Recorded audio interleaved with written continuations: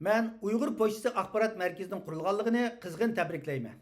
Hammamizga ma'lum bo'lgandek, Xitoy hukumatı yaqin yillardan buyon nayt zo'r moddiy mablag' ajratish orqali bir turkum yollanma axborotchilarni Xitoyning ichi va sirtidan safarbar qilish orqali dunyoga yolg'on uchur tarqatgan, ta'tir tashviqot jingib berayotgan bu orqali Uyg'ur irqiy qirg'inchiligining ustini yepishga, hatto yo'q qilinish qilinayotganligidan iborat bir açık reallıkka şahit olup geldik.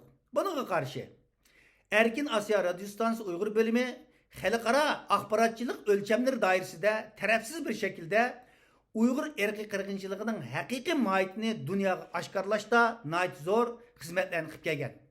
Afsuski Erkin Asya Radyo Stansı'nın taqilib qilishi Uygur milliy axborotchiligi ve Uygurlarning ovozinin tarafsiz bir şekilde dunyoga anlatışda nayt zor bir boşluk şekillendirdi.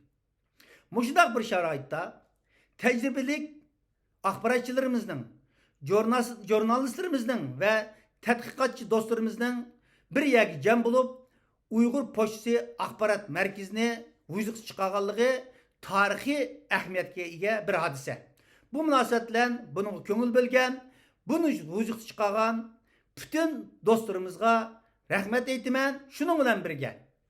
Chet ellardagi Uyghur diasporasidagi bütün vatandaşlarımızı bu Uyghur Poçtisi Axborot Merkezini maddi ve ma'naviy jihatdan qo'llashga, bu merkezning Uyg'urlarning ovozini tarafsiz bir şekilde dunyoga anlatadigan bir mükemmel axborot merkezi bo'lib shakllanishiga yordamli bo'lishga chaqiraman. Xalqimizga, millatimizga xayrlik bo'lsin.